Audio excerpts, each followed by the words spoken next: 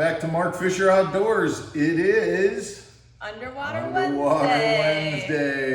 And I get to be in a bathing suit this time. And we are actually going to be underwater today. Today we're going to be doing one of our first bait comparisons. We are going to be looking at the new Core Tackle TUSH rig. TUSH, you know what TUSH stands for? No, I do not know what TUSH stands for. No? No. What do you think it is? That the tush of the thing goes back and forth? The tush of the bait kind of wiggles back and forth, wiggle, wiggle. Wiggle, wiggle? Is that No. really why? No, that's not why they named it that. TUSH actually stands for the ultimate swim bait hook. Ah, okay. TUSH. That makes a bit more The sense. TUSH, I don't know why. the ultimate swim bait hook. Okay.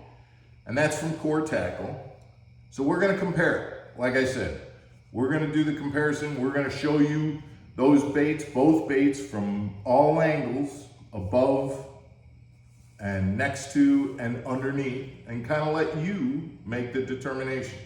Megan, I've got identical size weights, 3/16, they're both 3/16 ounce weight heads, both the same bait, a 3.8 Kitech.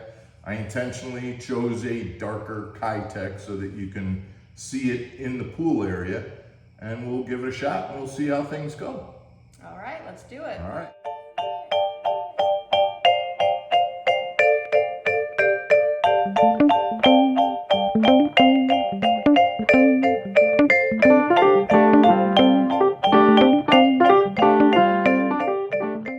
Welcome to Underwater Wednesday, folks, and welcome to Mark Fisher Outdoors. I'm Mark Fisher. And I'm Megan Fuller. Guys, while we're comparing these baits, just a reminder, if you would, please hit the subscribe button if you haven't already. You guys, we're getting close to 100, so push the subscribe button. If you like the video, please make a comment and like it. Liking it's my favorite part.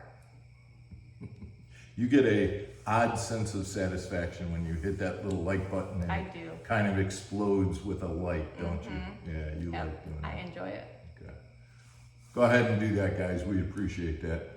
Good luck in the contest we told you about as well.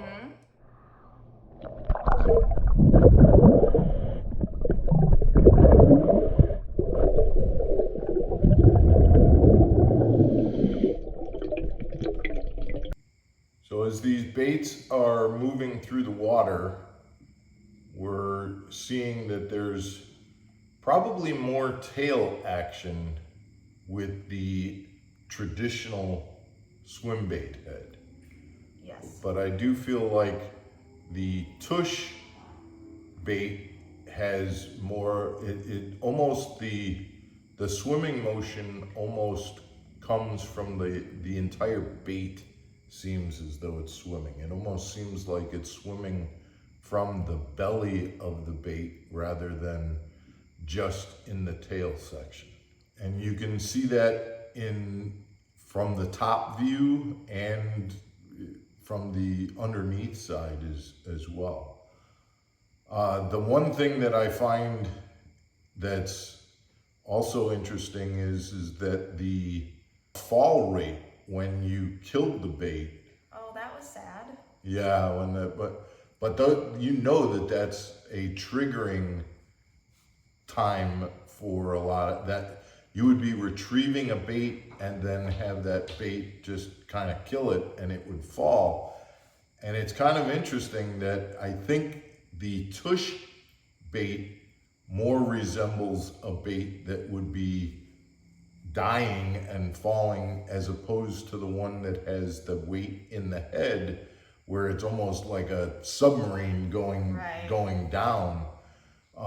Again, it did swim pretty good going down, but I don't know that that's really natural for a fish to swim heading straight down. It's dying. Yeah, right. And the tush kind of did more of a glide, and the tail didn't swim as strongly as it did with the other. So I think that could definitely be a factor. The other thing that I noticed when I was underwater, we're obviously in a pool with a flat bottom.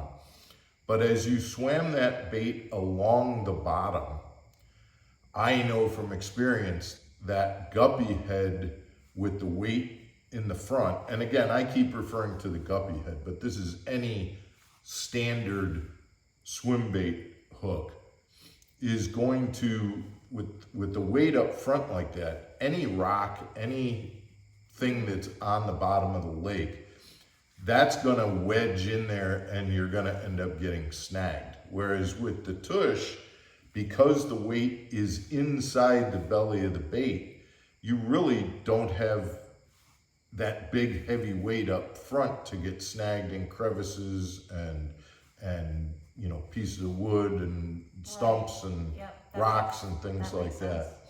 And so that tush rig just kind of glides along the bottom, still giving that good tail action, and is going to come along the bottom much better than a swim bait hook that has the lead up front. So Mark, after all of this, are we picking a favorite or voting, deciding which one we think is better? Well, since today is the first underwater Wednesday that we've actually been underwater, I'm kind of the opinion right now that until we hear from the viewers, do they want us to actually rate these, or do they want to make their own decisions? That's kind of where I'm at right now. I definitely have my opinions on these baits, but I don't know that I want to share them in right now. I think I would prefer, you mentioned the last time we did this, I'm lucky to have a pool. We're lucky to have the ability to do this underwater footage and kind of get these things. I don't know if I also want to end up being the judge here.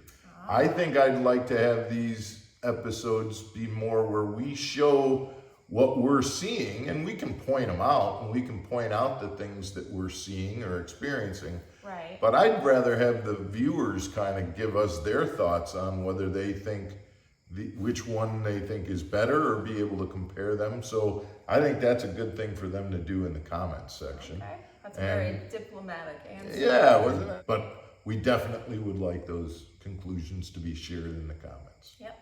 Guys, we hope you liked this episode. We'll be back in the pool again next Wednesday, and we'll see you tomorrow for another episode of Mark Fisher Outdoors. Take care. Hey Olive, stay channeled.